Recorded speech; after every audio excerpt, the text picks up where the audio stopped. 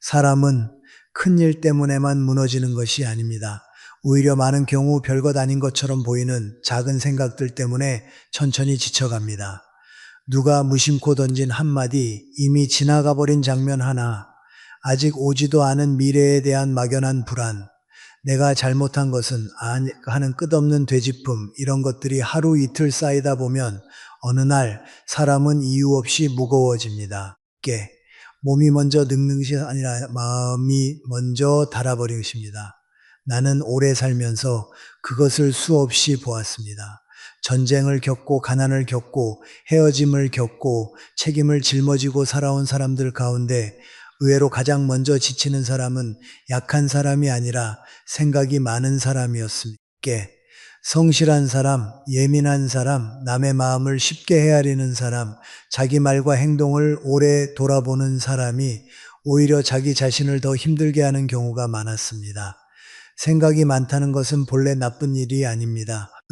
오히려 그것은 섬세함이고 책임감이며 양심일 수 있습니다. 남이 대수롭지 않게 넘기는 일을 혼자 오래 붙들고 있다는 것은 그만큼 사람과 삶을 가볍게 여기지 않는다는 뜻이기도 합니다. 그러나 아무리 좋은 성품도 방향을 잃으면 독이 됩니다.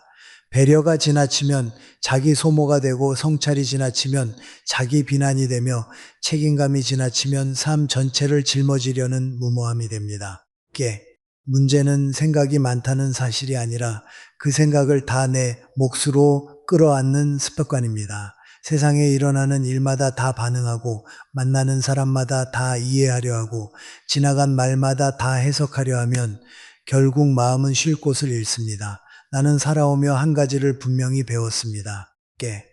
사람 가장 지치게 하는 것은 현실 그 자체보다도 현실을 머릿속에서 몇 번이고 다시 살아내는 습관이라는 사실입니다. 이미 끝난 일을 다시 꺼내어 후회하고 아직 오지도 않은 일을 먼저 당겨와 불안해하고 다른 사람이 한 말에 내 상처를 덧붙여 의미를 키워버리면 실제 삶보다 마음속 삶이 더 무거워집니다. 현실은 한 번 지나가면 끝나는 경우가 많습니다. 그러나 생각은 그것을 10번, 20번씩 반복하게 만듭니다. 그래서 생각이 많은 사람은 남들보다 더 많은 일을 겪어서 힘든 것이 아니라 하나의 일을 자기 안에서 여러 번 겪기 때문에 힘든 것입니다. 젊은 시절에는 그것이 성실함이라고 생각할 수도 있습니다. 나도 그런 시절이 있었습니다. 삶이 어려울수록 더 많이 생각해야 길이 보일 것 같고 많이 고민해야 실수를 줄일 수 있을 것 같았습니다. 그러나 세월이 지나고 보니 인생은 생각을 많이 한다고 풀리는 것이 아니었습니다. 생각이 필요한 순간은 분명히 있지만 생각만으로는 넘어갈 수 없는 시간이 더 많았습니다. 어떤 때는 결정을 내려야 했고 어떤 때는 받아들여야 했으며 어떤 때는 버텨야 했습니다. 그런데 사람은 결정도 못하고 받아들이지도 못하고 버티지도 못한 채 머릿속에서만 맴돌게 됩니다. 마치 제자리 걸음을 하면서 먼 길을 걸었다고 착각하는 것과 같습니다. 특히 예민한 사람일수록 타인의 표정과 말투에 쉽게 흔들립니다. 저 사람이 왜 저렇게 말했을까? 혹시 나를 불편하게 여긴 것은 아닐까? 내가 너무 지나쳤던 것은 아닐까? 질문을 하루에도 몇 번씩 반복합니다. 그러나 나는 오래 살면서 깨달았습니다. 세상 사람들은 생각보다 우리에게 그만큼 오래 머물러 있지 않습니다. 우리는 누군가의 한마디를 며칠 동안 붙들고 사는데 정작 그 사람은 이미 다음 일로 넘어가 있는 경우가 대부분입니다.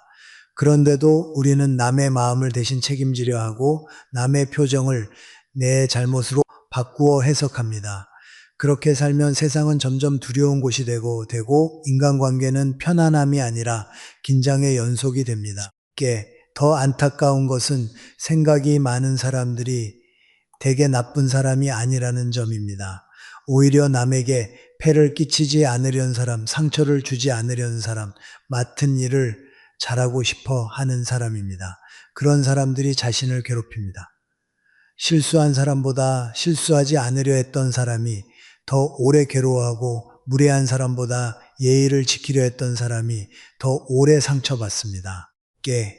왜 그렇습니까? 자기 자신에게 너무 엄격하기 때문입니다. 마음속에 늘 보이지 않는 재판관 하나를 두고 말 한마디 행동 하나를 판결하듯 평가하기 때문입니다. 그렇게 살며 전 남이 나를 책망하기 전에 내가 먼저 나를 지치게 만듭니다. 나는 여기서 분명히 말하고 싶습니다. 생각이 많은 것이 지혜는 아닙니다. 생각을 잘 멈출 줄 아는 것이 더 큰 지혜입니다. 깨. 깊이 보는 눈은 소중하지만 모든 것을 끝까지 파헤치려는 습관은 자신을 해칩니다. 인생에는 이해해야 할 일도 있지만 그냥 지나가게 두어야 할 일도 있습니다.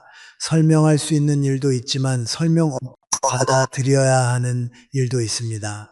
사람은 모든 감정의 이유를 다 알아야 편안해지는 것이 아닙니다. 오히려 어떤 감정은 이유를 찾으려 할수록 더 커집니다. 깨. 섭섭함도 불안도 후회도 마찬가지입니다. 너무 오래 들여다보면 상처는 아물지 않고 도리어 깊어집니다. 그러므로 생각이 많은 사람에게 가장 필요한 것은 더 많은 정보도 더 정교한 해석도 아닙니다. 자기 마음을 적당한 자리에서 멈추게 하는 힘입니다. 이 힘은 하루 아침에 생기지 않습니다. 그러나 반드시 길러야 합니다. 깨. 지금 내 앞에 있는 일이 정말 내가 책임져야 할 일인가? 저 사람의 감정이 정말 다 내 탓인가? 이미 지나간 일을 계속 붙드는 것이 내 삶에 무슨 도움이 되는가? 이런 질문을 스스로에게 던질 수 있어야 합니다. 그리고 어느 순간에는 단호하게 말해야 합니다. 여기까지 생각했으면 충분하다. 더 붙들어 봐야 나만 지친다. 깨. 인생은 머리로만 사는 것이 아니라는 사실을 인정해야 합니다. 사람이 편안하게 산다는 것은 아무 생각 없이 산다는 뜻이 아닙니다. 자신에게 필요한 생각과 버려야 할 생각을 구별할 줄 안다는 뜻입니다. 내가 바꿀 수 있는 일에는 성실하고 내가 바꿀 수 없는 일에는 지나치게 마음을 쓰지 않는 태도, 그것이 삶을 덜 피곤하게 만듭니다. 깨. 모든 일에 의미를 부여하지 말아야 하고 모든 관계를 끝까지 책임지려 하지 말아야 하며 모든 감정을 진실처럼 믿지 말아야 합니다. 오늘 나를 괴롭히는 마음이 내일도 반드시 진실일 필요는 없습니다. 감정은 흐르고 생각은 바뀌고 많은 일은 시간이 지나며 스스로 자리를 바꿉니다. 그런데 우리는 늘 지금의 불안을 영원한 문제처럼 착각합니다. 깨. 거기서부터 삶이 무거워집니다.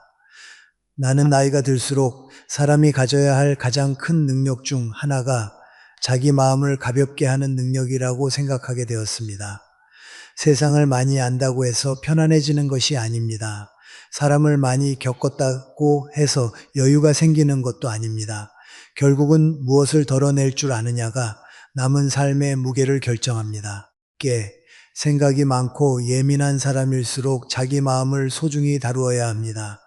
세상을 너무 많이 품으려 하지 말고 타인의 기분까지 모두 책임지려 하지 말고 이미 지나간 장면을 밤마다 다시 불러내지 말아야 합니다.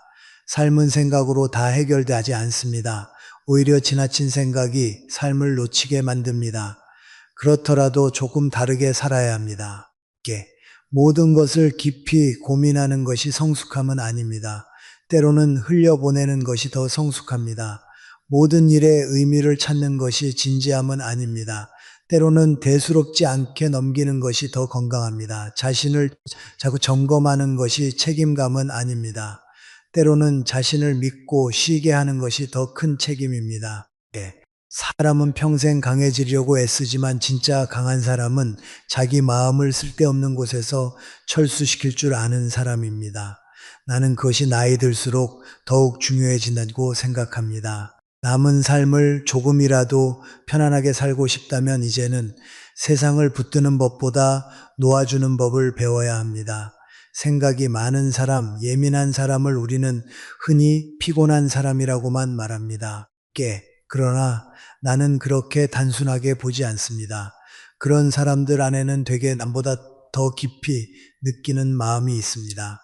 쉽게 지나치지 못하는 양심이 있고 사람을 대할 때 함부로 하지 않으려는 조심성이 있으며 삶을 가볍게 대하지 않는 진지함이 있습니다.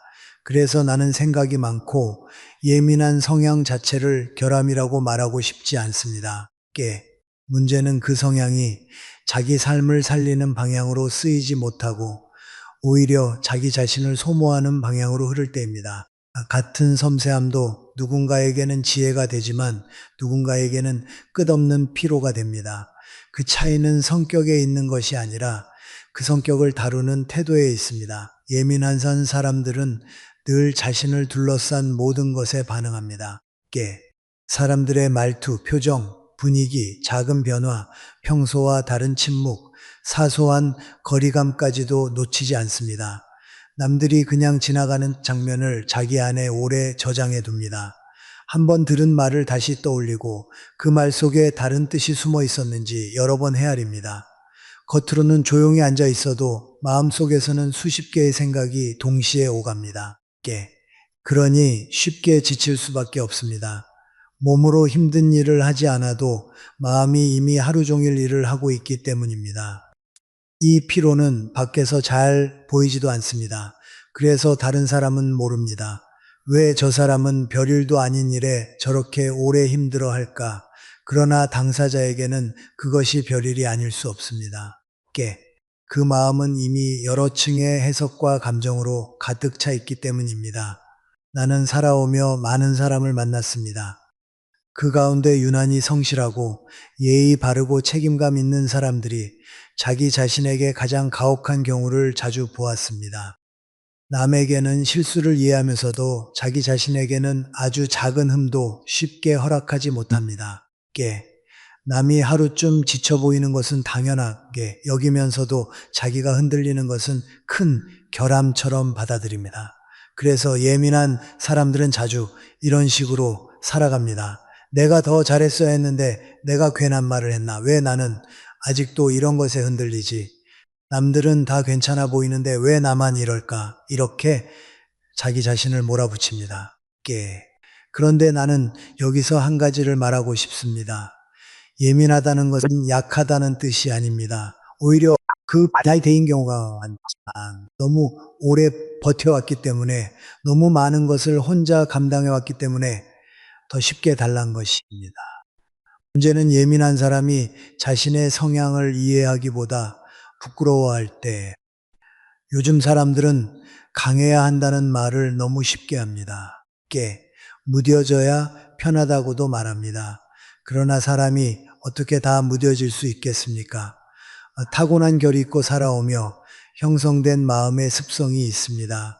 그러니 예민한 사람에게 필요한 것은 무조건 거칠어지는 것이 아닙니다. 자기 성향을 인정하되 그 성향이 자기를 삼키지 못하게 경계를 세우는 것입니다. 깊이 느끼는 것은 괜찮습니다. 그러나 느낀 것을 다 믿지는 말아야 합니다. 상처를 받을 수는 있습니다. 그러나 그 상처를 자기 존재 전체의 평가로 확대해서는 안 됩니다. 생각이 많아질 수는 있습니다. 그러나 생각이 많다는 이유로 그 생각이 다 옳다고 착각해서는 안 됩니다. 예민한 사람들은 대개 완벽을 추구하는 경향이 강합니다.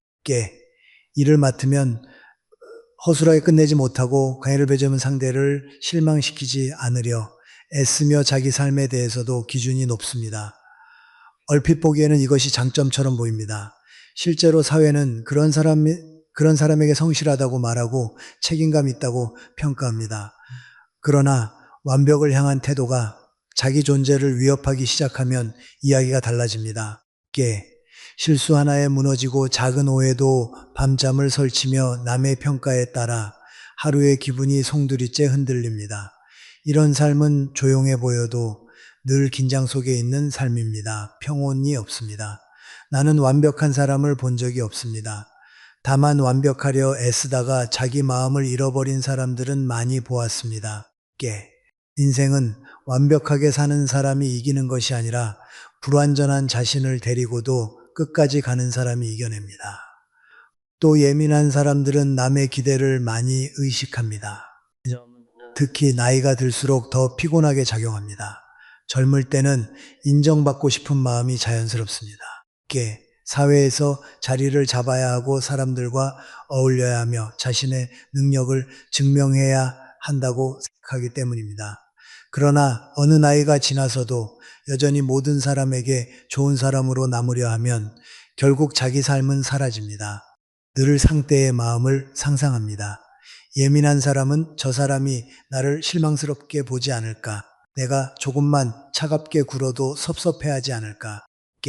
내가 거절하면 관계가 멀어지지 않을까? 이렇게 살면 남의 감정이 나의 행동 기준이 됩니다. 그 순간부터 내 삶은 남의 기분에 끌려다니기 시작합니다. 나는 그것이 예민한 사람의 가장 큰 고통 가운데 하나라고 생각합니다. 자기 기준 없이 사는 것이 아니라 자기 기준보다 타인의 반응을 더 크게 여기는 습관 말입니다. 생각이 많고 예민한 사람에게 또 하나의 특징이 있다면 쉬는 법을 모른다는 점입니다. 몸을 쉬게 하는 것만이 휴식이 아닙니다. 머리를 쉬게 하고 감정을 쉬게 하고 관계에서도 잠시 물러나는 시간이 필요합니다. 그런데 이런 사람들은 가만히 있어도 쉬지 못합니다. 누워서도 생각하고 쉬는 날에도 걱정하고 조용한 시간에도 마음속 대화를 멈추지 못합니다. 그러니 쉰 것 같아도 쉬지 못합니다. 피곤이 누적됩니다. 나중에는 아무 일도 하지 않았는데도 무겁고 특별한 의사경험 없는데도 이유 없이 지칩니다. 이것은 게으름이 아니라 과로입니다. 나는 나이가 들수록 사람에게 필요한 것이 성취 이전의 휴식이라는 생각을 더 자주 하게 됩니다. 쉬지 못하는 사람은 오래가 못합니다. 특히 예민한 사람은 더 그렇습니다. 마음의 근육이 많이 쓰이는 사람일수록 의식적으로 쉬어야 합니다. 나는 예민한 사람들이 자신의 장점을 잊지 않았으면 합니다. 그들의 섬세함은 사람을 알아보는 힘이 되고 그들의 깊은 생각은 경박한 판단을 막아주며 그들의 조심성은 타인을 함부로 대하지 않게 합니다. 그러나 장점이 장점으로 남으려면 반드시 한 가지가 필요합니다. 자기 보호입니다. 스스로를 보호하지 못하는 섬세함은 결국 자기 파괴로 흐릅니다. 자신을 보호한다는 것은 대단한 것이 아닙니다. 모든 말에 반응하지 않는 것, 모든 관계를 끝까지 책임지려 하지 않는 것, 지나간 실수를 반복해 꺼내지 않는 것, 피곤할 때는 사람들로부터 조금 떨어져 있는 것, 나를 소모시키는 사람에게는 적당한 거리를 두는 것, 그리고 무엇보다 내 마음의 상태를 있는 그대로 인정하는 것입니다. 나는 왜 이럴까가 아니라 지금 나는 많이 지쳐 있구나 라고 말할 수 있어야 합니다. 비난보다 이해가 먼저여야 합니다. 사람은 자기 자신을 대하는 태도만 바꾸어도 삶의 무게가 달라집니다. 예민한 사람은 세상을 다르게 볼 수밖에 없습니다. 그것을 억지로 바꾸려 하기보다 그 성향과 함께 잘 살아가는 법을 배워야 합니다. 이것은 냉정해지는 것이 아닙니다. 오히려 성숙해지는 것입니다. 자기 마음을 소중히 여길 줄 아는 사람이 타인도 더 오래, 더 바르게 사랑할 수 있습니다. 예민한 사람의 불행은 예민함 자체에서 오지 않습니다. 자기 성향을 이해하지 못하고 자신을 몰아붙이고 모든 짐을 다 자기 안에 넣어두려는 습관에서 옵니다. 그러니 먼저 자신에게 말해 주어야 합니다. 나는 이상한 사람이 아니다. 나 다만 남보다 더 많이 느끼는 사람이다. 그렇다면 이제 필요한 것은 더 단단한 기준과 더 부드러운 자기 이해입니다. 인생은 나를 끝없이 시험하는 자리가 아니라 나 자신과 잘 지내는 법을 배우는 자리이기도 합니다. 예민함이 죄가 되어서는 안 됩니다. 그것은 잘 다듬으면 인생의 깊이가 될 수 있습니다. 다만 그 깊이가 나를 끌어내리는 댐이 되지 않도록 이제부터는 나를 지키는 지혜를 함께 길러야 합니다. 생각이 많고 마음을 조금이라도 편하게 하려면 무엇보다 먼저 배워야 할 것이 있습니다. 그것은 세상을 다 바꾸는 능력이 아니라 내 마음의 경계를 분명히 세우는 능력입니다. 많은 사람들은 괴로움의 원인을 밖에서 찾습니다. 저 사람이 나를 힘들게 해서, 환경이 나를 압박해서, 일이 너무 많아서, 관계가 너무 복잡해서 힘들다고 말합니다. 물론 그것도 사실입니다. 그러나 오래 살아보니 사람을 진짜 지치게 하는 것은 바깥의 자극보다 그것을 모두 내 안으로 들여보내는 습관이었습니다. 들어와도 되는 것과 들어오지 않아야 할 것을 구분하지 못하면 사람은 결국 자기 마음 안에서 길을 잃습니다. 예민한 사람은 대체로 경계가 약합니다. 타인의 감정이 쉽게 자기 안으로 들어오고 남의 문제가 금세 자기 문제가 되며 주변 부분이 그대로도 자기 기분을 좌우합니다. 남이 불편해하면 함께 불편해지고 누군가 힘들어하면 자기가 대신 짊어진 것처럼 마음이 무거워집니다. 겉으로 보면 따뜻한 사람이고 이해심 많은 사람처럼 보입니다. 실제로 그런 면도 있습니다. 그러나 이 성향이 지나치면 삶은 피곤해집니다. 왜냐하면 내 인생 하나도 온전히 감당하기 어려운데 남의 기분과 문제와 남의 선택까지 내 마음속에 넣고 살기 때문입니다. 그렇게 살면 어느 순간부터 무엇이 내 감정이고 무엇이 남의 감정인지조차 분간하기 어려워합니다. 나는 사람에게 필요한 덕목 가운데 하나가 공감이라고 생각합니다. 그러나 공감과 침범은 다릅니다. 상대를 이해하는 것과 상대의 삶을 대신 살아주는 것은 전혀 다른 일입니다. 많은 사람이 여기서 실수합니다. 특히 책임감이 강하고 정이 많은 사람일수록 더 그렇습니다. 상대가 힘들다고 하면 내일처럼 흔들리고 누군가 기대를 걸면 거절하지 못하고 주변에 문제가 생기면 내가 해결해야 할 것처럼 마음을 씁니다. 하지만 세상에는 내가 이해해 줄 수는 있어도 해결해 줄 수는 없는 일이 많습니다. 그 사실을 인정하지 않으면 결국 남도 구하지 못하고 나도 지치게 됩니다. 인생은 선한 마음만으로 버텨지지 않습니다. 선한 마음이 오래 가려면 경계가 있어야 합니다. 살다 보면 내 힘으로 바꿀 수 없는 일이 얼마나 많은지 알게 됩니다. 사람의 마음도 그렇고 이미 지나간 시간도 그렇고 타인의 선택도 그렇습니다. 그런데 생각이 많은 사람은 그 모든 것을 자꾸 붙들고 씨름합니다. 왜 저 사람은 나를 저렇게 대할까? 왜 나는 그런 말을 했을까? 왜 일이 내 뜻대로 되지 않을까? 내가 조금만 더 잘했다면 달라졌을까? 이런 질문은 언뜻 보면 진지한 성찰처럼 보입니다. 그러나 거기에는 한 가지 위험이 숨어 있습니다. 바꿀 수 없는 것까지 바꾸려는 집착입니다. 나는 여기서 분명히 말하고 싶습니다.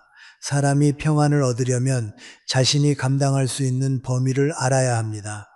내가 해야 할 일은 성실히 하되 내 몫이 아닌 것까지 끌어안지 말아야 합니다. 그 선을 모르면 마음은 끝없이 피로해집니다. 그래서 생각이 많은 사람에게는 행동이 중요합니다.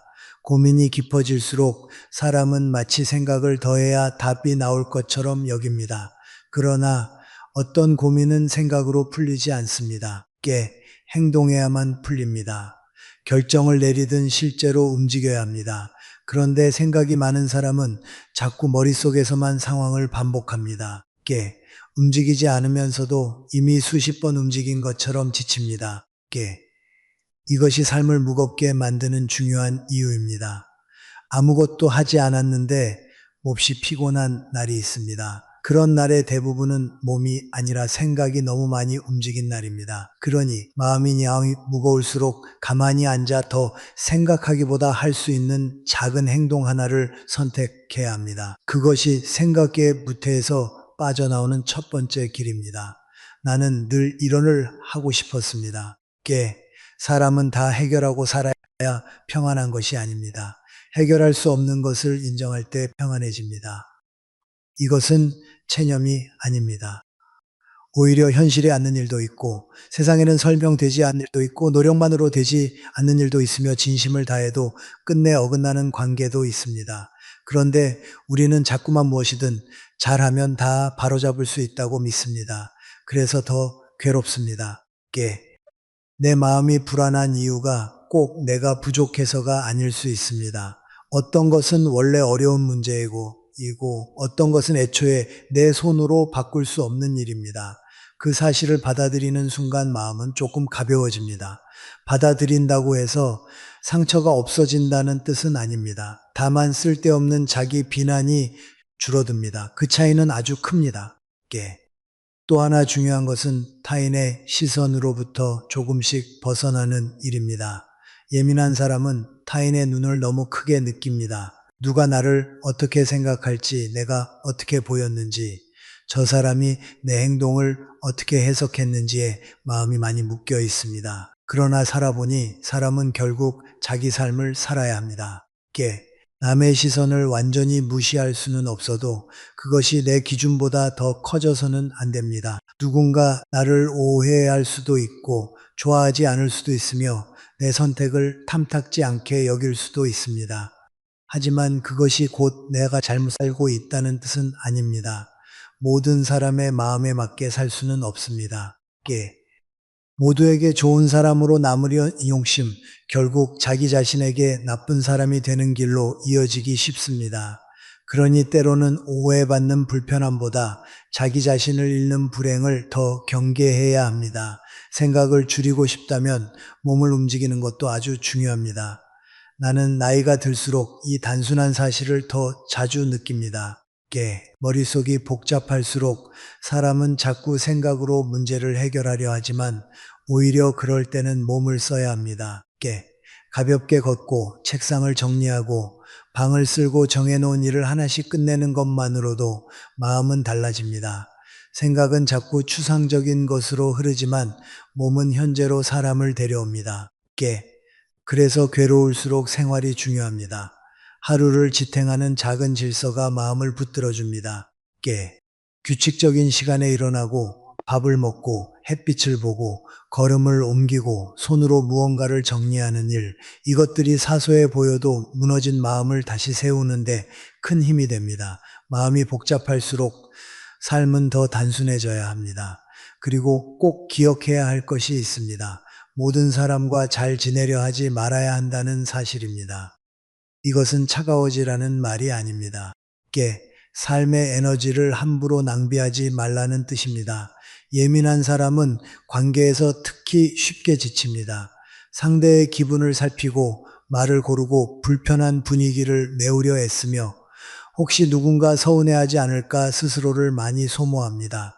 그런데 모든 관계가 다 그렇게까지 지켜야 할 가치가 있는 것은 아닙니다. 나를 존중하지 않는 사람 만나고 나면 늘 기운이 빠지는 사람, 내가 계속 맞춰야만 유지되는 관계라면 조금씩 거리를 둘 필요가 있습니다. 관계를 줄인다고 해서 삶이 가난해지는 것은 아닙니다. 오히려 불필요한 소음을 줄여야 진짜 소중한 목소리가 들립니다. 결국 마음을 편하게 산다는 것은 특별한 기술이 아닙니다. 내가 해야 할 일과 하지 않아도 될 일을 구분하고 내 감정과 남의 감정을 구분하고 바꿀 수 있는 것과 바꿀 수 없는 것을 구분하는 일입니다.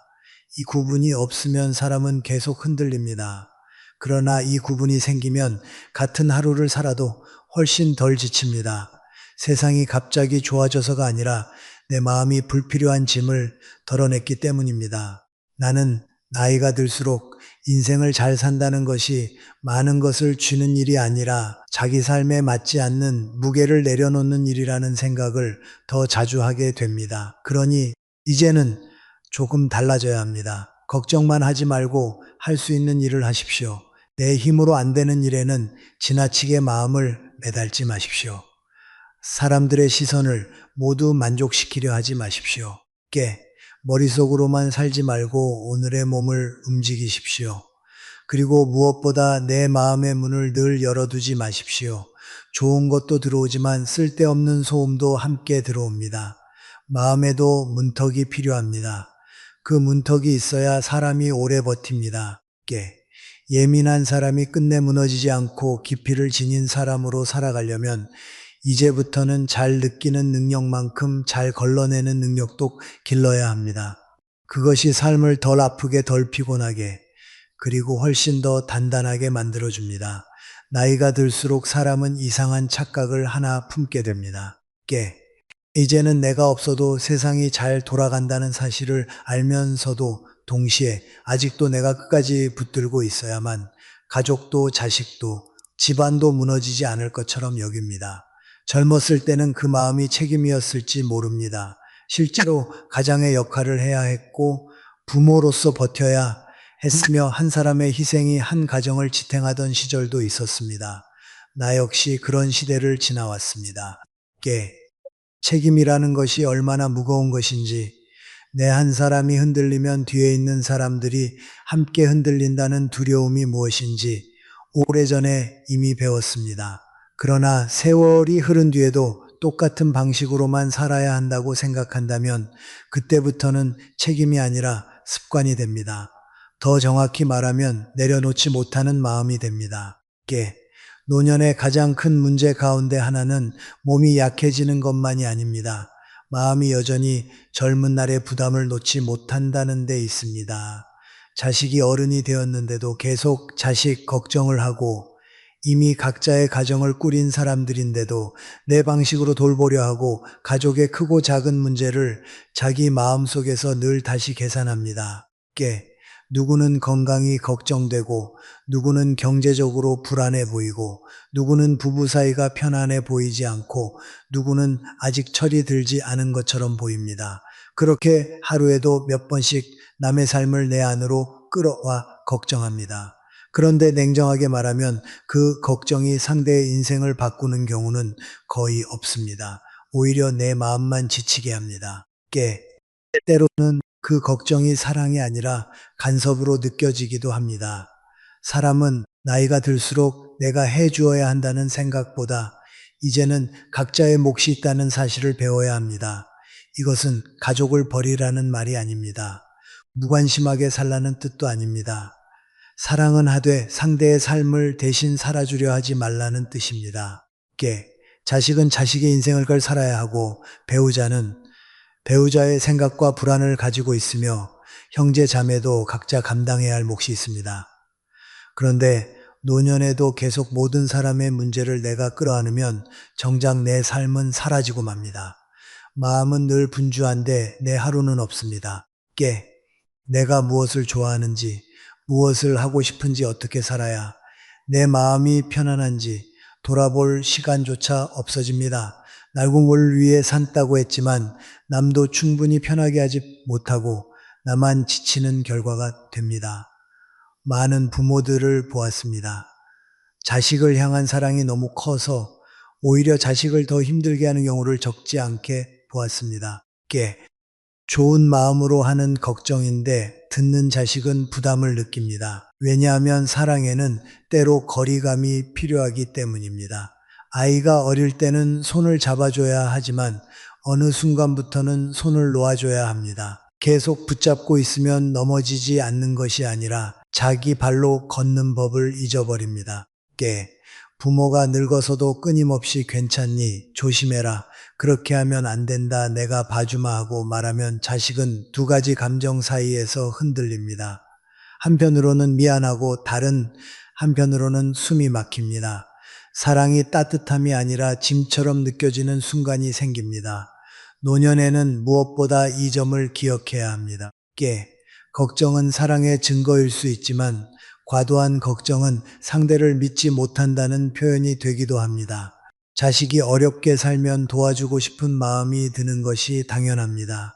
가족이 아프면 대신 아파해주고 싶은 것도 당연합니다.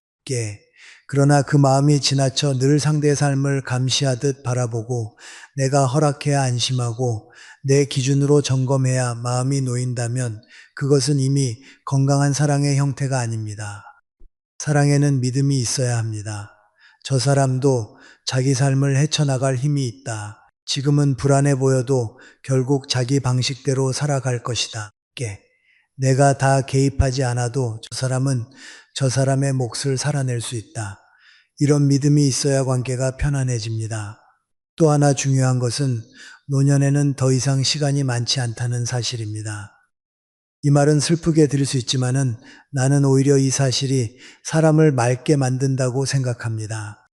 젊을 때는 남을 위해 희생하는 시간이 길어도 괜찮을 수 있습니다. 앞으로 만회할 시간이 있다고 믿기 때문입니다.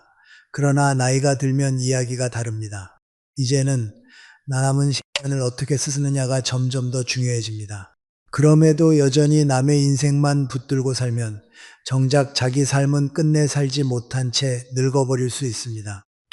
하고 싶은 일이 있었는데, 미루고 배우고 싶은 것이 있었는데, 포기하고 보고 싶은 것이 있었는데 참으며 살다가 어느 날 너무 늦어버리는 것입니다. 그래서 나는 노년의 사람들에게 묻고 싶습니다. 당신은 아직도 누구의 인생을 살고 있습니까? 자식의 인생입니까? 가족의 문제입니까? 세상의 눈치입니까? 아니면 이제라도 당신 자신의 삶입니까? 노년이란 이기적으로 살아도 된다는 뜻은 아닙니다. 그러나 적어도 자기 자신을 소홀히 여기지 않아야 하는 시기라는 뜻은 분명히 됩니다. 평생 가족을 위해 애쓴 사람일수록 더 그렇습니다. 이제는 내가 편안해야 합니다. 내가 건강해야 하고 내 마음이 너무 무겁지 않아야 합니다. 그래야 남과의 관계도 오래 갑니다. 내가 늘 불안하고 예민하면 주변 사람들도 편하지 않습니다. 부모가 끊임없이 근심에 잠겨 있으면 자식들도 그것을 압박으로 느낍니다. 반대로 부모가 자기 생활을 잘 꾸리고 자기 건강을 챙기고 자기 일상을 성실히 살면 자식들은 오히려 안심합니다. 부모가 나를 위해 살지 않고 끝까지 우리만 붙잡고 있으면 효도가 아니라 부담이 될 수 있습니다. 이 점을 솔직히 인정해야 합니다. 사람은 흔히 남을 위해 산다고 말하지만 때로는 그 말 속에 자기 불안이 숨어 있습니다. 내가 누군가를 계속 걱정해야만, 내가 아직 필요한 사람처럼 느껴지고 계속 챙겨야만 내 존재 이유가 남아있는 것처럼 느껴질 때가 있습니다. 그러나 진짜 성숙은 거기서 한 걸음 더 나아가는 데 있습니다. 내가 끝없이 개입하지 않아도 괜찮다는 사실을 받아들이는 것, 내 도움 없이도 세상이 돌아간다는 사실을 인정하는 것, 그리고 그럼에도 불구하고 내 삶은 여전히 의미가 있다는 것을 깨닫는 것, 이것이 노년의 중요한 과제입니다. 자식에게 필요한 부모는 늘 해결해주는 부모가 아니라 자기 삶을 잘 살아내는 부모입니다. 늙어서까지 스스로를 지키는 모습을 보여주는 것, 그것이 오히려 가장 큰 가르침이 될 수 있습니다. 나는 나이가 들수록 관계의 건강함은 거리에서 나온다고 생각하게 되었습니다. 너무 멀면 차갑고 너무 가까우면 숨이 막힙니다. 부모와 자식 사이도 그렇고 부부 사이도 그렇고 형제 자매 사이도 그렇습니다. 특히 노년에는 그 거리를 새록 배워야 합니다. 예전에는 당연했던 역할이 지금은 무거울 수 있고 예전에는 필요했던 간섭이 지금은 상처가 될 수 있습니다. 여전히 사랑하지만 예전처럼 붙들지는 않는 것, 여전히 관심은 있지만 모든 것을 캐묻지는 않는 것, 힘들어 보이면 도와주되 내가 먼저 상대의 삶 중심으로 들어가지는 않는 것, 이 절제가 있어야 관계가 오래 갑니다. 나이가 들수록 사람은 더 많이 붙드는 법보다 더 품위 있게 물러서는 법을 배워야 합니다. 그리고 이제는 자기 자신에게도 정직해져야 합니다. 정말로 가족이 그렇게 걱정되어 잠 못 이루는 것인지 아니면 내가 걱정하는 습관에 중독된 것인지 돌아보아야 합니다. 평생 걱정 속에서 살아온 사람 하면 걱정이 없으면 오히려 불안해합니다. 마음이 가벼워지는 것을 어색하게 느낍니다. 그러나 그것은 좋은 삶의 방식이 아닙니다. 노년은 결산의 시기이기도 하지만 동시에 정리의 시기이기도 합니다. 내가 붙들어온 수많은 염려 가운데 실제로 내 삶에 도움이 되었던 것은 얼마나 되는가?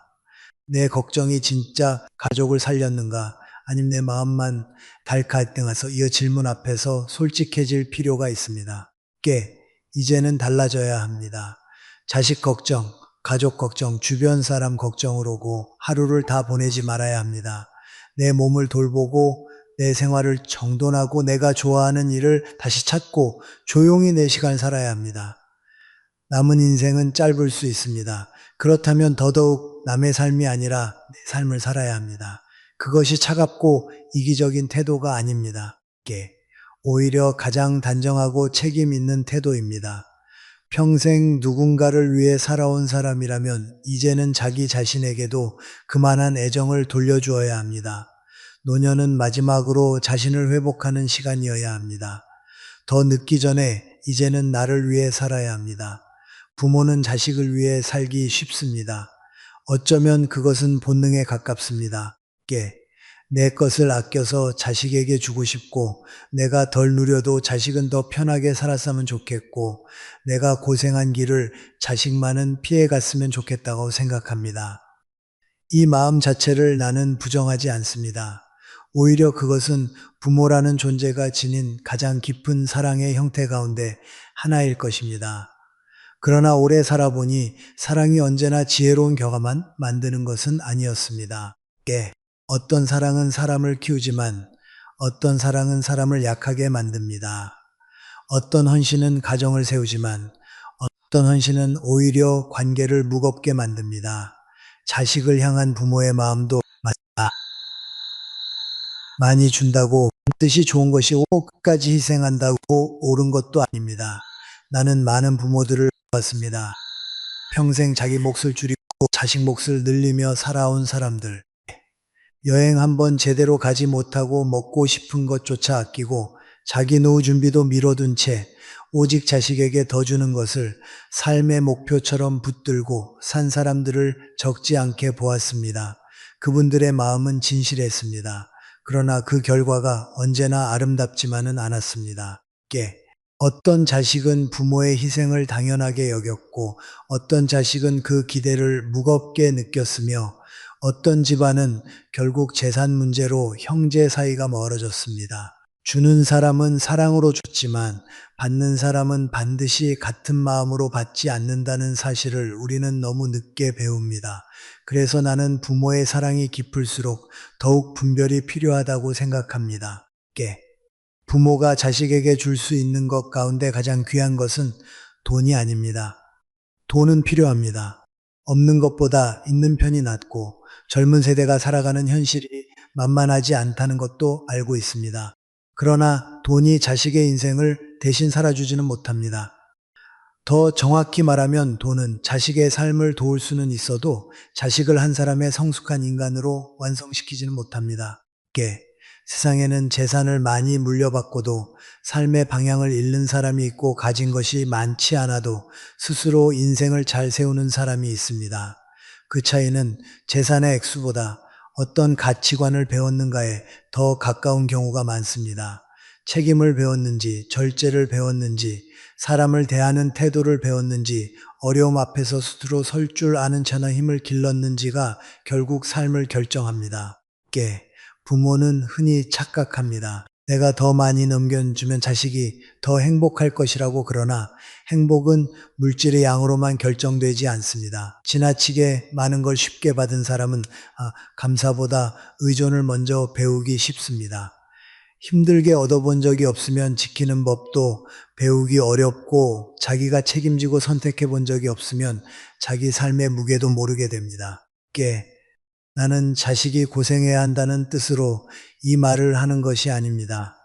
다만 부모가 자식을 사랑한다면 자식이 자기 힘으로 살아갈 수 있는 사람으로 자라게 해야 한다는 뜻입니다. 스스로 판단하고 스스로 스스로 절제할 줄 아는 사람으로 만드는 것, 이것이 부모가 남겨줄 수 있는 가장 큰 유산입니다.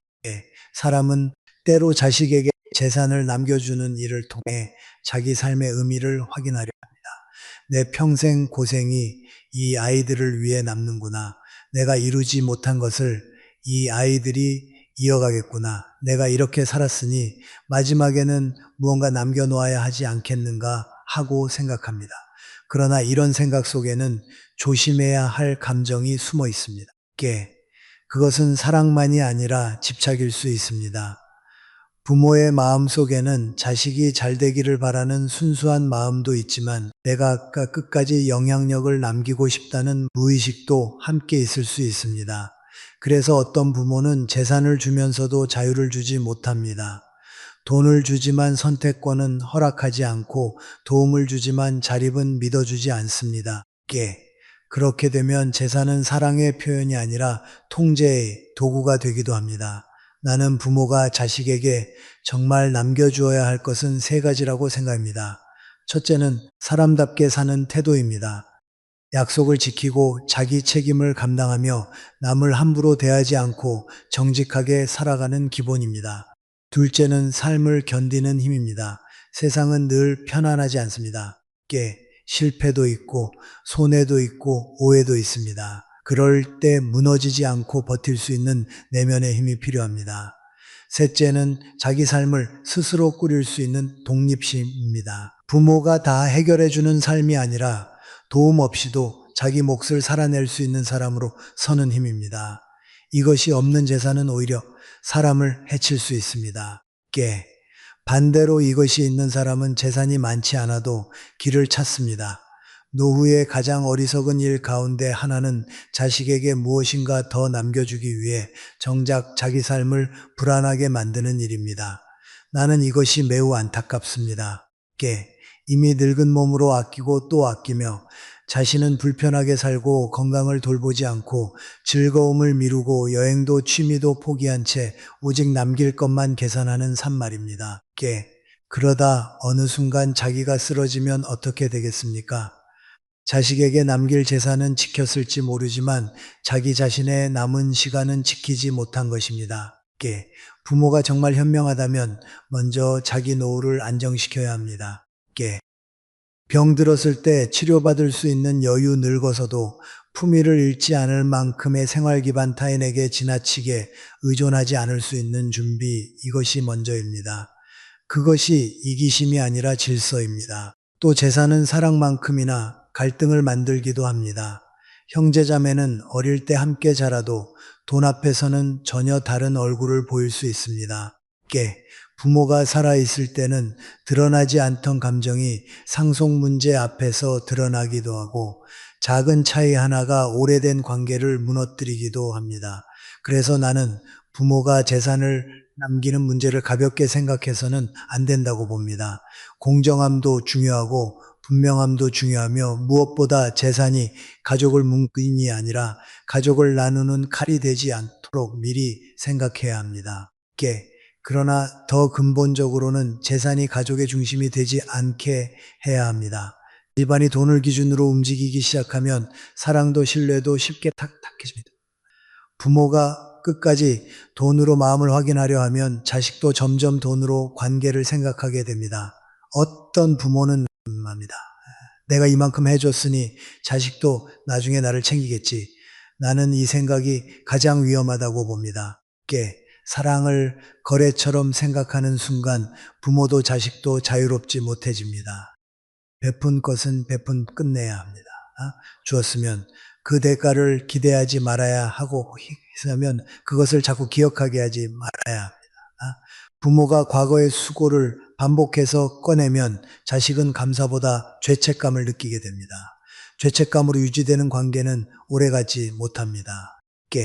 좋은 부모는 자식에게 빚을 지우지 않습니다. 오히려 너는 너의 삶을 살아라. 나는 나의 삶을 정리하며 살겠다라고 말할 수 있어야 합니다. 이것이 부모의 큰 품위입니다. 나는 나이가 들수록 존경받는 부모에게는 공통점이 있다고 느낍니다. 그들은 자식에게 모든 것을 주는 사람이 아니라 자기 삶을 끝까지 책임지는 사람들입니다. 자기 감정을 절제하고 자기 생활을 단정히 꾸리고 자식 앞에서 지나치게 약해지지 않으며 재산보다 태도를 남깁니다. 이런 부모를 자식은 더 오래 기억합니다. 많이 받아서가 아니라 그 존재 자체가 가르침이었기 때문입니다. 반대로 평생 다 죽어도 존중받지 못하는 부모도 있습니다. 이유는 간단합니다. 주는 방식 속에 자유가 없었고 희생 속에 요구가 섞여 있었기 때문입니다. 그러므로 부모가 자식에게 해야 할 가장 큰 선물은 자기 삶을 잘 살아내는 모습을 보여주는 일입니다. 부모가 자신을 돌보고 배움을 멈추지 않고 나이 들어서도 품위를 잃지 않고 돈의 노예가 되지 않으며 관계에 끌려다니지 않고 자기 몫의 행복을 알고 살아가는 모습을 자식에게 보여주는 것, 그것이야말로 말없는 교육입니다. 그런 부모 밑에서 자란 자식은 삶을 보는 눈이 달라집니다. 부모의 등 뒤에서 돈보다 중요한 것이 무엇인지 배우기 때문입니다. 이제는 생각을 바꿔야 합니다.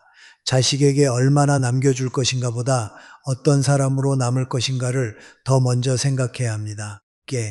내 통장에 남는 액수보다 자식에게 어떤 기업으로 남을 것인가를 생각해야 합니다. 나는 부모가 자식을 사랑하지 말라고 말하는 것이 아닙니다. 오히려 정말 사랑한다면 돈보다 더 깊고 오래가는 것을 남겨주어야 한다고 말하고 싶은 것입니다. 재산은 쓰이고 사라질 수 있지만 한 사람의 품성과 삶의 태도는 오래 남습니다. 께 자식이 정말 잘 살기를 바란다면 부모는 마지막까지 재산을 쌓는 사람보다 인생에 본을 보이는 사람이 되어야 합니다. 그것이 결국 가장 큰 유산입니다. 나이가 들수록 돈의 중요성을 모르는 사람은 없습니다.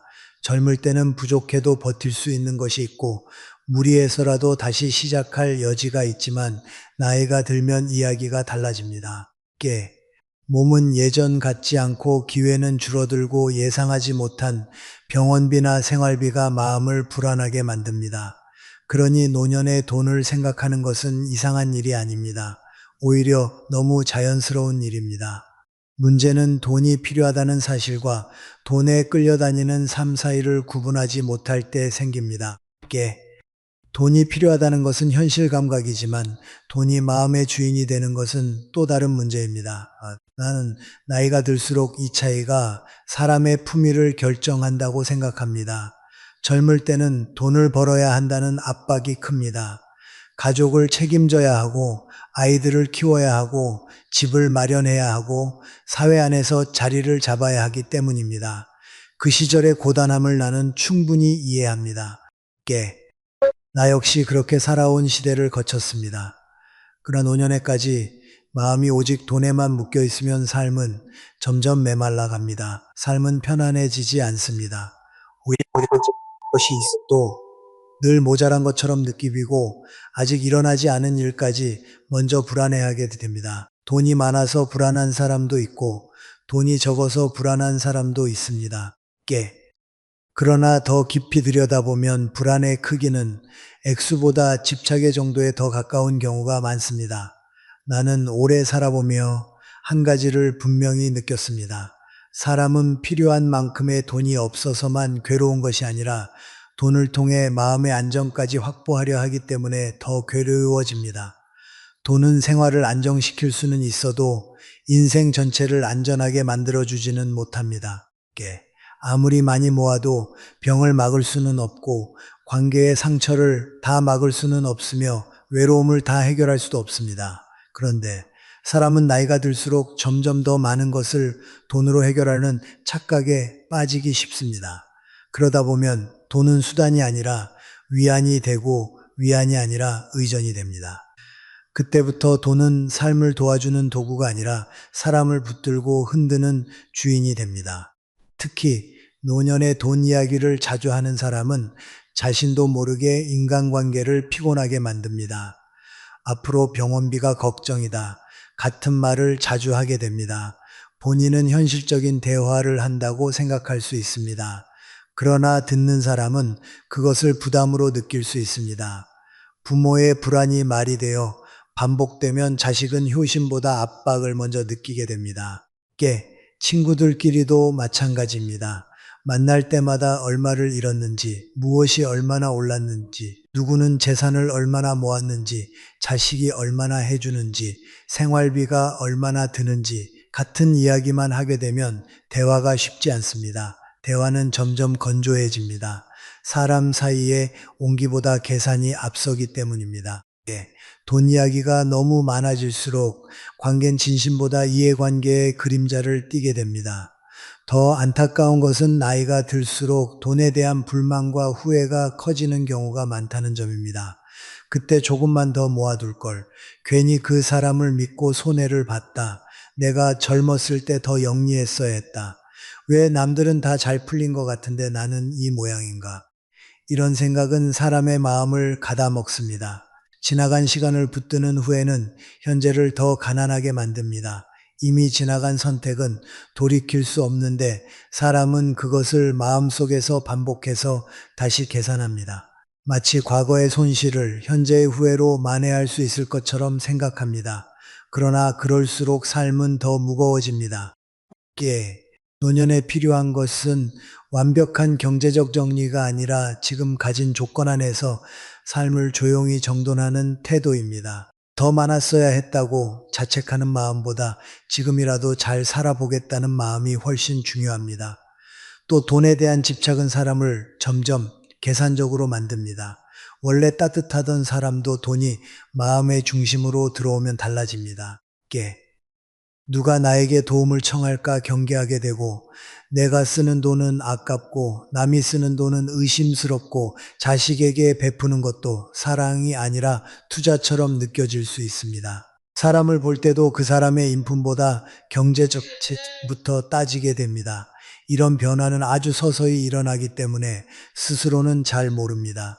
그러나 옆에 있는 사람은 압니다. 게 달라지고, 눈빛의 여유가 사라지고, 관계를 대하는 태도에 점점 셈법이 들어가기 때문입니다. 사람은 결국 돈 때문에 외로워지는 것이 아니라 돈을 지나치게 의식하는 동안 사람을 잃기 때문에 외로워집니다. 이것은 노년에 특히 더 뼈아픈 일입니다. 나는 돈을 가볍게 여기자는 말을 하려는 것이 아닙니다. 돈을 모으지 말라는 뜻도 아닙니다. 오히려 노년에는 분명한 경제 감각이 필요합니다. 무리한 투자를 피하고 씀씀이를 정리하고 자신이 감당할 수 있는 범위 안에서 생활해야 합니다. 그러나 이 모든 것은 평안을 위한 질서여야지 불안을 위한 집착이어서는 안 됩니다. 돈은 나를 지키는 울타리일 수는 있어도 내 삶의 이유가 되어서는 안 됩니다. 어느 정도의 생활 기반을 마련하고 나면 그 다음부터는 질문이 달라져야 합니다. 더 모을 것인가가 아니라 어떻게 쓸 것인가, 더 쌓을 것인가가 아니라 어떻게 의미 있게 살 것인가. 숫자를 늘리는 일보다 삶의 품질을 지키는 일이 더 중요해집니다. 이것이 노년의 돈입니다. 노년에 중요한 것은 돈 자체보다 돈을 대하는 태도입니다. 돈이 있으면 교만해지지 말아야 하고, 없으면 비굴해지지 말아야 합니다. 돈이 조금 생겼다고 인생이 완성된 것처럼 착각해서도 안 되고, 부족하다고 해서 자기 존재 전체가 초라해졌다고 느껴서도 안 됩니다. 돈은 수단이지 인간의 가치가 아닙니다. 그런데 사람은 나이가 들수록 자꾸만 자신을 가진 것으로 평가하려 합니다. 자녀가 얼마나 잘 사는지, 집이 어느 정도인지, 노후 자금이 얼마나 되는지로 자기 인생의 성공과 실패를 재단합니다. 그러나 그 기준은 너무 좁습니다. 인생의 품격은 돈만으로 정해지지 않습니다. 오히려 나이가 들수록 돈보다 더 크게 드러나는 것이 있습니다. 사람을 대하는 태도, 감정을 다스리는 힘, 말의 무게, 외로움을 견디는 품성, 혼자 있는 시간을 채우는 내면의 깊이 같은 것입니다. 이것들은 돈으로 살 수 없습니다. 나는 나이가 들수록 사람들이 돈보다 건강과 평온을 더 귀하게 여겨야 한다고 생각합니다. 몸이 아프면 돈의 용도는 급격히 줄어듭니다. 마음이 늘 불안하면 아무리 편안한 환경에 있어도 평화를 느끼지 못합니다. 돈을 위해 평생 달려왔더라도 마지막에는 결국 그 돈을 가지고 어떻게 살아가느냐가 중요합니다. 꼭 필요한 곳에 쓰고 자신을 지나치게 죄며 살지 말고 아끼되 돈 때문에 사람이 거칠어지지 않도록 조심해야 합니다. 너무 아끼기만 하면 돈도 인생도 굳어버립니다. 그렇다고 무절제하게 써서는 안 됩니다. 중요한 것은 주인이 누구냐입니다. 내가 돈을 다루는지, 돈이 나를 다루는지 이 차이를 늘 돌아보아야 합니다. 나는 어떤 사람이 노년에 참 아름답다고 느껴질 때가 있습니다.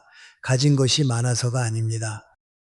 돈 이야기를 크게 하지 않으면서도 자기 삶을 단정히 꾸리는 사람.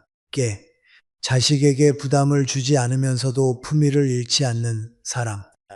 형편을 과장하지도 숨기지도 않고 조용히 자기 생활을 책임지는 사람. 그런 사람이 참 단단해 보입니다. 반대로 아무리 재산이 있어도 늘 돈 걱정만 하고 누굴 만나도 계산부터 하고 말끝마다 불안이 묻어나는 사람은 스스로를 가난하게 만듭니다. 마음의 가난이 시작되기 때문입니다. 그러니 이제는 돈에 대한 태도를 다시 세워야 합니다. 돈은 중요합니다.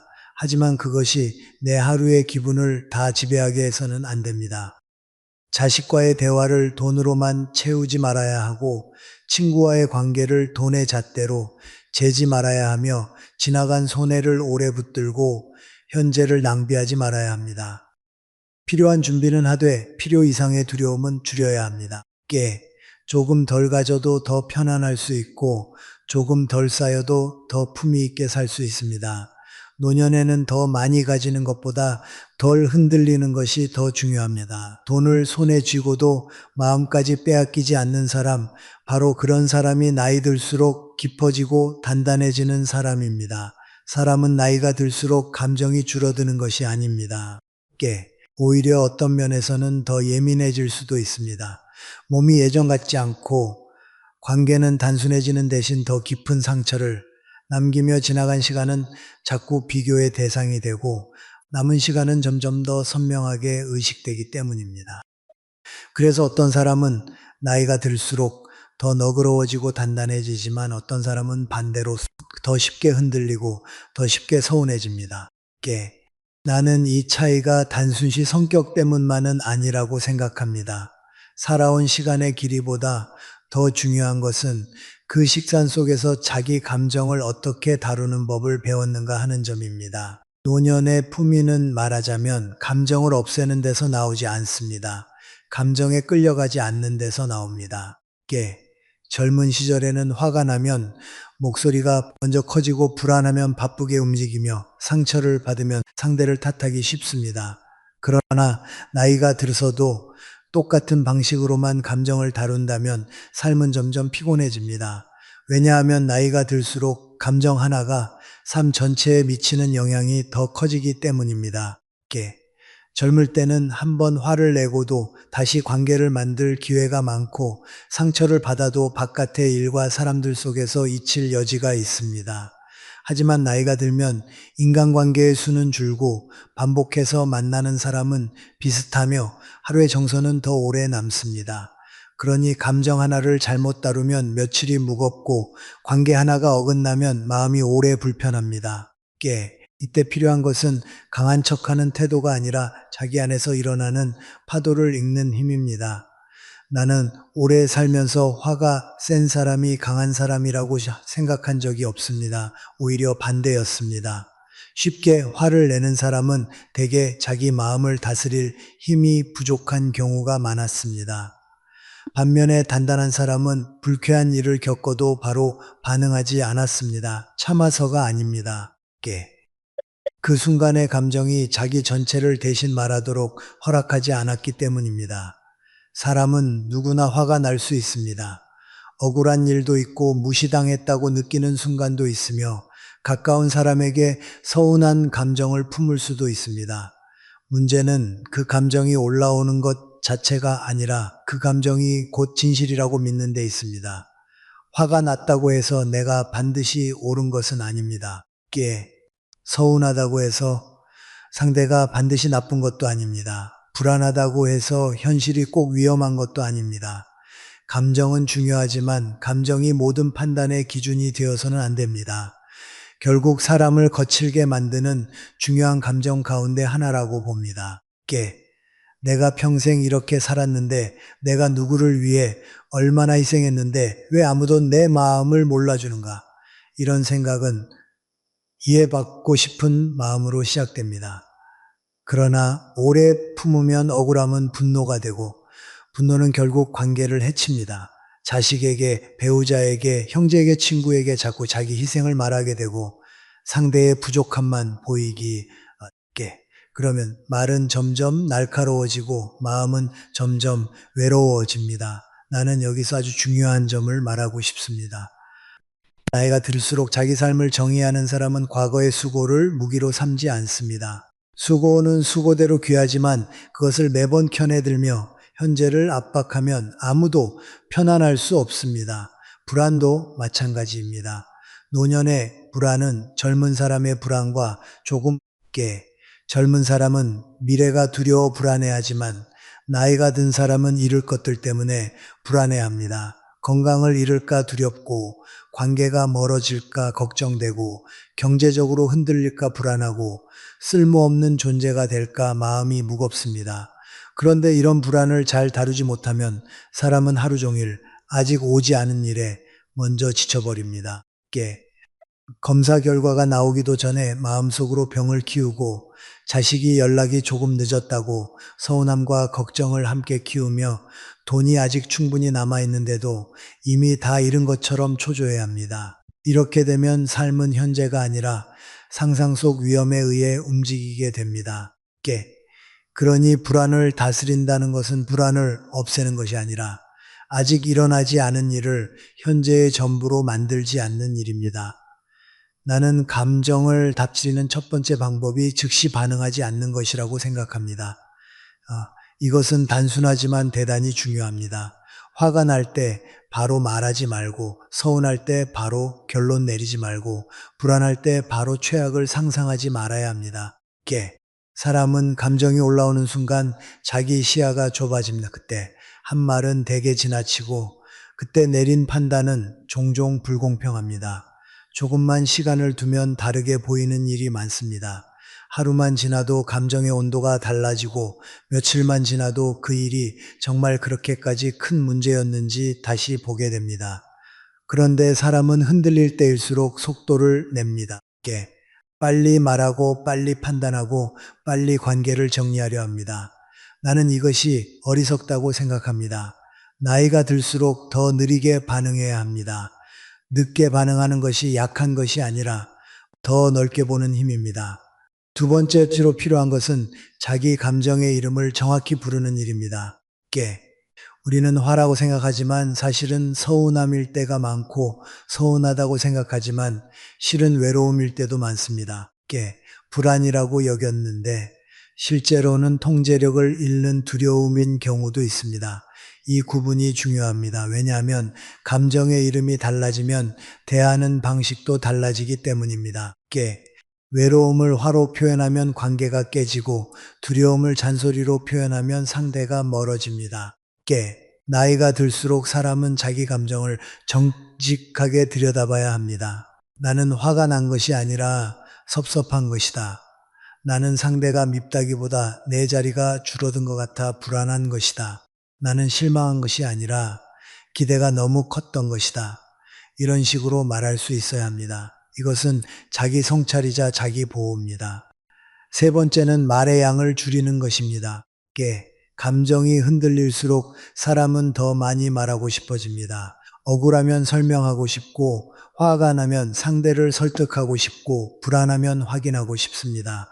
그러나 나이가 들수록 더 느끼는 것이 있습니다. 많은 경우 감정이 가장 격할 때 한 말은 상황을 풀기보다 더 꼬이게 만듭니다. 특히 가까운 관계일수록 그렇습니다. 가족 사이에서는 한마디만 하면 되는데 하는 순간이 많습니다. 하지만 그 한마디가 오래 남습니다. 목소리의 높이, 말투의 차가움, 반복되는 지적은 듣는 사람의 마음에 생각보다 깊게 박힙니다.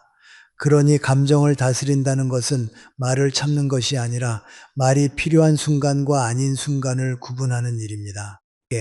지금 내 말이 정말 문제를 풀기 위한 것인지 아니면 내 감정을 쏟아내기 위한 것인지 먼저 물어야 합니다.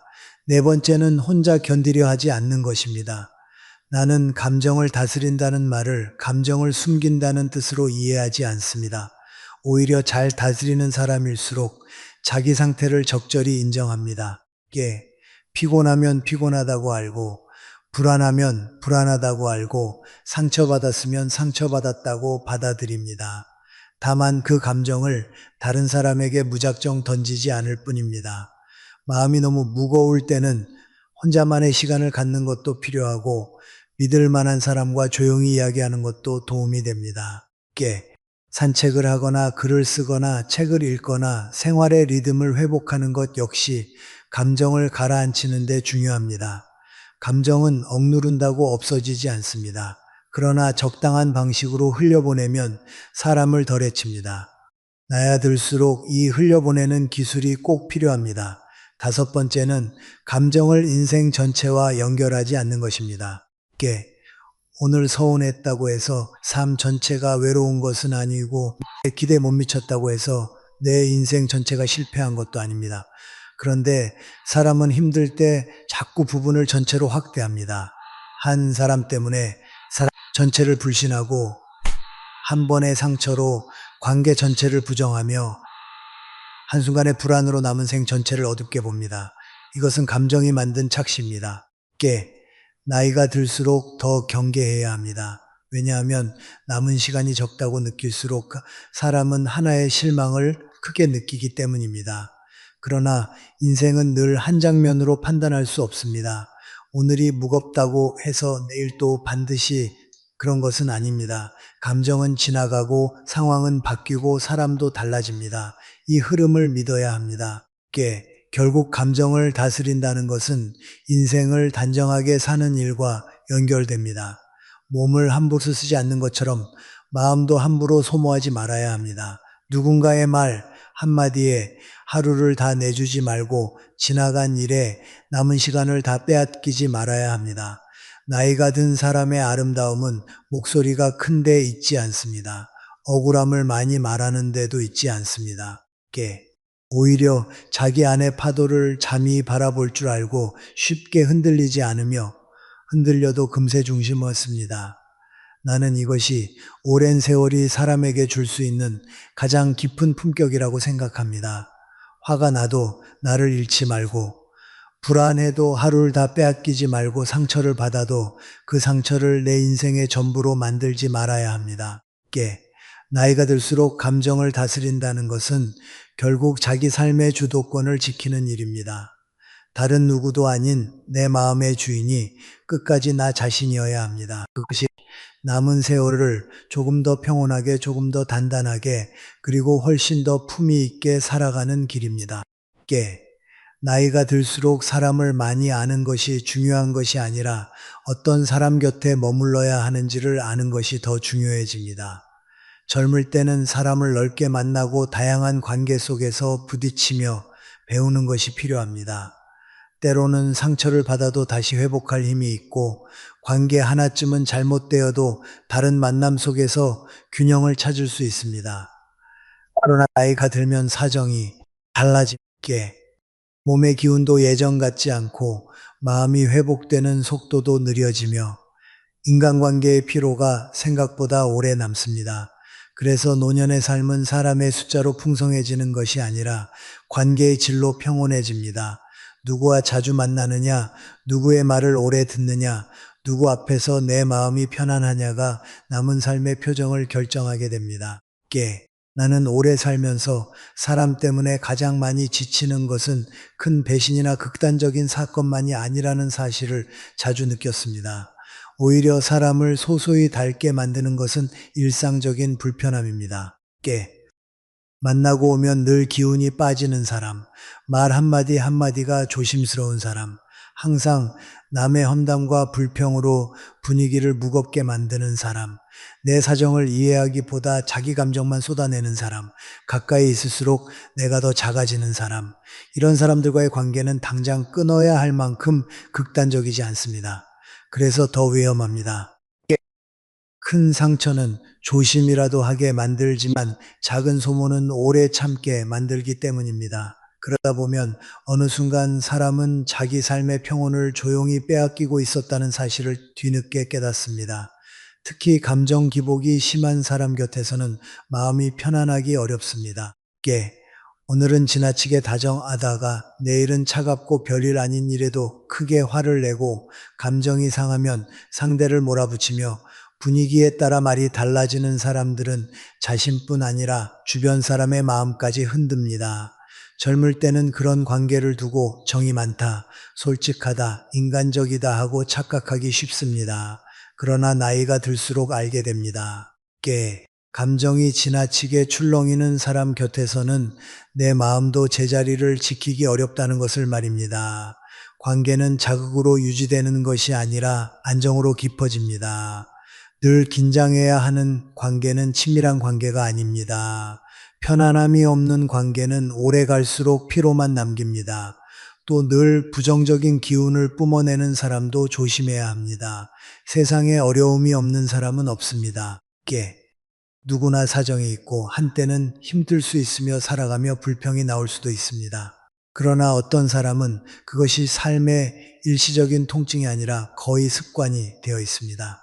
만날 때마다 세상 탓, 자식 탓, 배우자 탓, 정치 탓, 건강 탓, 형편 탓, 자기 안의 무거움을 주변에 흩뿌립니다. 이런 사람들은 대개 자신도 힘들겠지만 오래 함께 있으면 옆 사람도 함께 어두워집니다. 한두 번은 위로해 줄 수 있습니다. 그러나 만날 때마다 내 마음이 축 처지고 돌아오는 길이 유난히 길게 느껴지고 그 사람의 말이 머릿속에 오래 남아 하루의 기운까지 내려앉는다면 그 관계는 다시 생각해 보아야 합니다. 남의 고통을 이해하는 것과 남의 어둠 속으로 함께 끌려 들어가는 것은 다른 문제입니다. 나이가 들수록 더 멀리해야 할 사람은 남을 존중하지 않는 사람입니다. 존중은 거창한 것이 아닙니다. 말을 할 때 상대의 체면을 생각하고 사소한 약속을 가볍게 여기지 않으며 의견이 달라도 함부로 깎아내리지 않고 도움을 받았으면 최소한의 고마움을 표현하는 태도입니다. 그런데 어떤 사람은 관계가 익숙해질수록 점점 더 무례해집니다. 오래 알았다는 이유로 선을 넘고 가족 같다는 이유로 말을 함부로 하고 나보다 약하다고 느끼면 태도가 달라진다는 일어난 겉으로는 친해 보여도 마음의 평화를 깨뜨립니다. 특히 나이가 든 사람은 존중받지 못하는 관계에서 더 깊은 상처를 입습니다.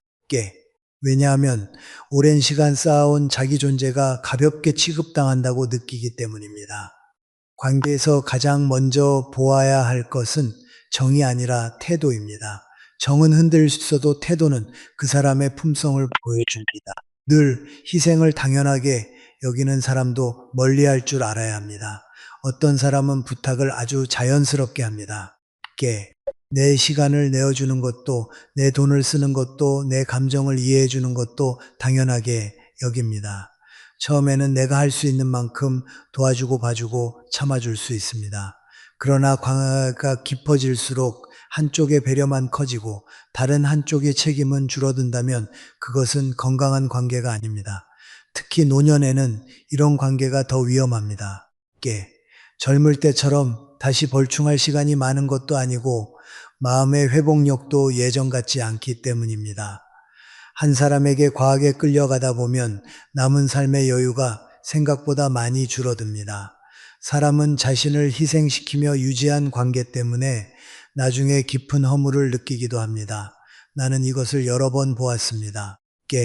많이 베푼 사람이 더 존중받는 것이 아니라 오히려 더 쉽게 이용당하는 경우도 적지 않았습니다. 남의 말을 옮기고 이간질하고 관계를 혼란스럽게 만드는 사람도 반드시 경계해야 합니다. 나이가 들수록 사람은 단순한 삶을 원합니다.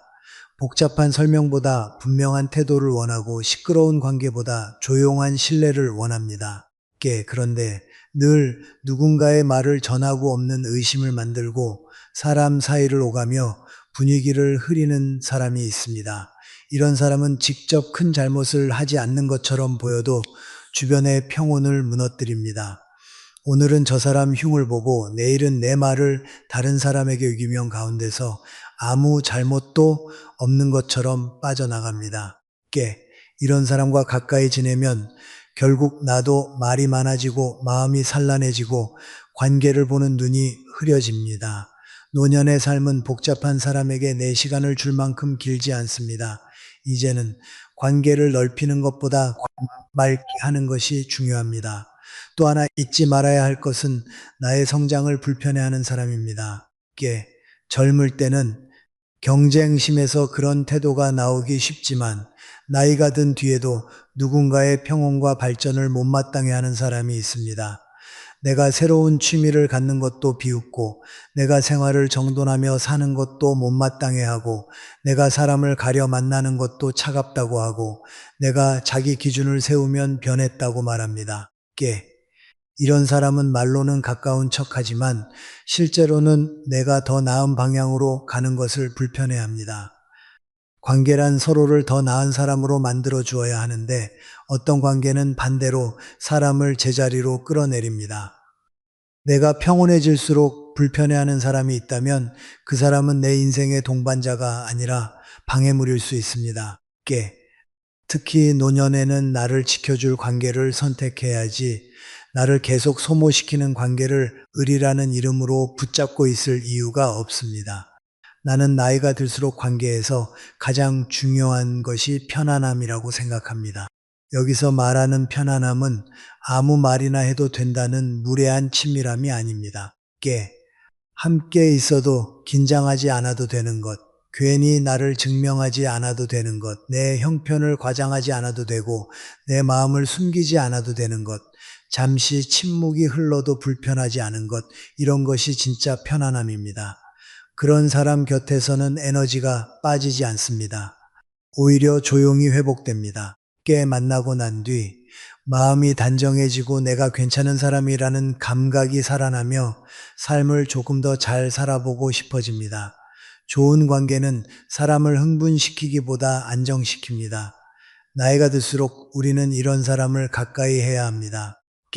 나를 더 크게 만들진 않아도 더 바르게 살게 하는 사람, 대단한 도움을 주지 않아도 내 마음을 흐리지 않는 사람, 이런 사람이 남은 삶에서 진짜 귀한 사람입니다. 관계를 정리하는 것은 차갑고 잔인한 일이 아닙니다. 오히려 자기 삶을 지키는 일입니다. 모든 사람을 끝까지 품으려 하면 결국 자기 마음이 먼저 무너집니다. 이제는 누군가의 기분을 다 책임지려 하지 말아야 하고 오래 알았다는 이유만으로 계속 견디지도 말아야 하며 불편함을 사랑으로 착각해서도 안 됩니다. 사람을 함부로 버리라는 뜻이 아닙니다. 다만 관계에도 절제가 필요하다는 뜻입니다. 어떤 사람은 자주 만나지 않아도 괜찮고 어떤 사람은 선을 분명히 해야 하며 어떤 사람은 정중하게 멀어지는 것이 서로를 위해 나을 수 있습니다. 이것을 아는 것이 나이 든 사람의 지혜입니다. 그러니 이제는 묻고 살아야 합니다. 이 사람과 함께 있으면 내 마음이 편안한가? 이 관계가 나를 더 단단하게 하는가? 아니면 더 지치게 하는가? 내가 이 사람 곁에서 점점 나다워지는가? 아니면 점점 내 자신을 잃고 있는가? 이 질문에 솔직히 답할 수 있어야 합니다. 나이가 들수록 사람을 많이 두는 것이 부자가 아닙니다. 내 마음을 지켜주는 사람 몇 명을 곁에 두는 것이 진짜 풍요입니다. 남은 인생은 갈등을 감당하기 위한 시간이 아니라 평온을 지키기 위한 시간이어야 합니다. 그러므로 이제는 사람을 넓게 품는 것보다 사람을 정확히 보는 눈을 길러야 합니다. 그것이 결국 남은 삶을 가장 조용하고도 깊게 지켜주는 힘이 됩니다. 나이가 들수록 말의 무게는 점점 더 커집니다. 젊을 때는 서툰 말도 시간이 덮어주고 관계가 넓으니 상처를 받아도 다른 사람들과의 만남 속에서 어느 정도 균형을 되찾을 수 있습니다. 그러나 나이가 들면 다릅니다. 관계는 줄어들고 가까운 사람 몇이 더 소중해지며 말 한마디가 남기는 흔적도 오래 갑니다. 그래서 노년의 관계를 지키는데 가장 중요한 것은 거창한 희생이나 큰 이벤트가 아닙니다. 결국은 말입니다. 어떤 목소리로 말하는가, 어떤 표현을 반복하는가, 내 감정을 어떤 방식으로 꺼내는가, 이 작은 것들이 삶의 마지막 시절을 따뜻하게 만들기도 하고 차갑게 만들기도 합니다. 나는 오래 살면서 관계가 끊어지는 결정적인 이유가 언제나 큰 사건만은 아니라는 것을 보았습니다. 오히려 사소한 말들이 오래 쌓여 사람의 마음을 멀어지게 만드는 경우가 더 많았습니다. 특히 가까운 사람에게는 말을 조심해야 합니다. 사람들은 흔히 가까우면 편하게 말해도 된다고 생각합니다. 가족이니까, 오래된 친구니까, 내 속을 다 아는 사람이니까 괜찮다고 여깁니다. 그러나 바로 그렇기 때문에 더 조심해야 합니다. 먼 사람의 날카로운 말은 한번 상처로 끝날 수 있지만 가까운 사람의 말은 오랫동안 마음속에 남습니다. 가족의 말은 그냥 지나가는 소리가 아니라 자기 존재에 대한 판단처럼 들릴 때가 많습니다. 오래된 친구의 무심한 한마디는 남의 말보다 더 깊이 박힙니다. 그래서 나는 나이가 들수록 말을 줄이는 것보다 말을 고르는 것이 더 중요하다고 생각합니다. 침묵이 언제나 답은 아니지만 아무 생각 없이 쏟아내는 말은 대개 관계를 어둡게 만듭니다. 가까운 사람에게 절대 반복해서는 안 되는 말이 있습니다. 첫째는 자기 희생을 내세우는 말입니다. 내가 너를 위해 얼마나 했는데, 내가 이 나이에 누구 때문에 이렇게 마음고생을 하느냐, 내가 다 참고 살았다. 이런 말은 말하는 사람 입장에서는 억울함의 표현일 수 있습니다. 그러나 듣는 사람에게는 사랑이 아니라 비처럼 들립니다. 부모가 자식에게, 배우자가 배우자에게, 형제에게 과거의 수고를 자꾸 꺼내들면 관계는 따뜻해지지 않습니다. 감사는 자발적으로 생겨야지 요구한다고 생기지 않습니다. 오히려 사람은 자꾸 들을수록 미안함보다 피로를 느낍니다. 나는 이것이 매우 안타깝다고 생각합니다. 평생의 수고가 존중받아야 하는 것은 맞습니다. 하지만 그 수고를 말로 반복해 현재의 관계를 누르면 결국 존중 대신 거리감이 남게 됩니다. 둘째는 상대를 죄책감 속에 묶어두는 말입니다. 내가 없으면 너는 어쩔 거냐? 나 아니면 누가 너를 이렇게 챙겨주겠느냐? 너는 나중에 후회하게 될 거다. 이런 말은 겉으로 보면 걱정 같지만 실제로는 상대의 자유를 죄책감으로 붙들어 두려는 말이 되기 쉽습니다. 사랑은 상대를 더 자유롭게 해야 하는데 이런 말은 오히려 상대를 움츠러들게 만듭니다. 특히 부모가 자식에게 이런 말을 자주 하면 자식은 부모를 사랑하면서도 동시에 부담스러워하게 됩니다. 결국 가까이 있고 싶어도 멀어지게 됩니다. 사람은 누구나 자기를 믿어주는 사람 곁에 머물고 싶어 하지야 자꾸만 죄책감을 느끼게 하는 사람 곁에 오래 머물고 싶어 하지는 않습니다. 함께 노년의 사랑은 붙잡는 말보다 놓아주는 말에서 더 큰 힘을 가집니다. 셋째는 비교하는 말입니다. 옛날 사람들은 안 그랬다. 요즘 사람들은 왜 이렇게 다르냐? 누구나 자식은 안 그런데 너는 왜 그러느냐? 이런 말은 세대 차이에 대한 실망처럼 들릴 수 있지만 결국 듣는 사람에게는 자신이 존중받지 못하고 있다는 느낌을 줍니다. 시대는 변합니다. 살아가는 방식도 달라집니다. 나이가 들면 자꾸 과거의 기준으로 현재를 판단하게 되는데 그 습관이 말로 드러나면 관계가 딱딱해집니다.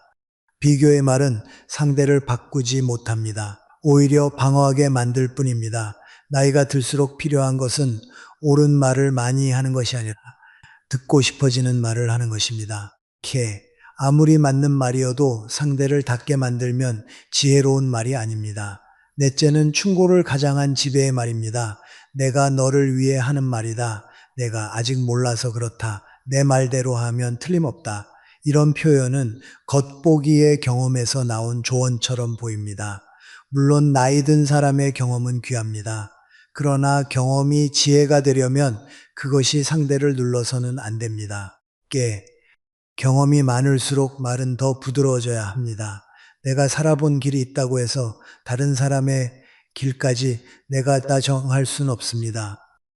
자식도 배우자도 친구도 결국 각자의 삶이 있습니다. 조언은 줄 수 있어도 선택을 대신할 수는 없습니다. 그런데 나이가 들수록 사람은 자꾸 자기 경험을 절대적인 기준처럼 말하게 됩니다.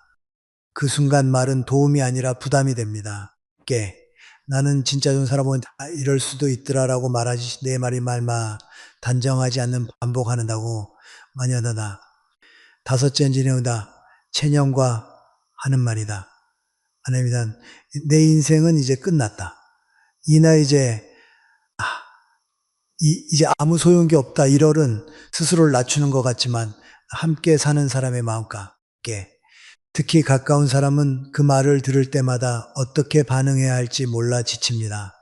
위로해도 소용없고 침묵하면 냉정한 사람이 된 것 같고 결국 관계 전체가 우울한 기운에 잠기게 됩니다. 나이가 들면 서운한 일도 많고 힘이 빠지는 순간도 많습니다. 그러나 자기 삶을 스스로 포기하는 말을 반복하는 것은 자신에게도 옆 사람에게도 좋지 않습니다. 사람은 끝까지 자기 삶의 의미를 놓지 않아야 합니다. 그것이 곧 품위입니다. 힘들다는 말은 할 수 있어도 자기 존재 전체를 부정하는 말은 자주 하지 말아야 합니다. 여섯째는 가까운 사람에게 감정의 쓰레기통이 되어달라고 요구하는 말입니다. 내가 너 아니면 누구한테 말하겠느냐? 너는 내 얘기 들어줄 사람 아니냐? 이런 말은 친밀함처럼 보이지만 반복되면 상대를 지치게 만듭니다. 물론 누구나 자기 속마음을 털어놓을 사람이 필요합니다. 그러나 가까운 사람이라고 해서 내 불안, 불평, 억울함을 끝없이 받아내야 할 의무가 있는 것은 아닙니다. 특히 나이가 들수록 사람은 자기 감정을 정리하는 책임도 함께 배워야 합니다. 함께. 하지만 그것이 늘 같은 원망과 같은 불만의 반복이라면 듣는 사람의 마음도 닳습니다. 관계는 서로 기대는 곳이지만 한쪽이 계속 기대기만 하면 결국 기울어집니다. 가까운 사람일수록 더 조심해야 합니다. 사랑은 내 감정을 다 쏟아내는 권리가 아니라 상대의 마음 상태까지 헤아리는 배려이기도 합니다.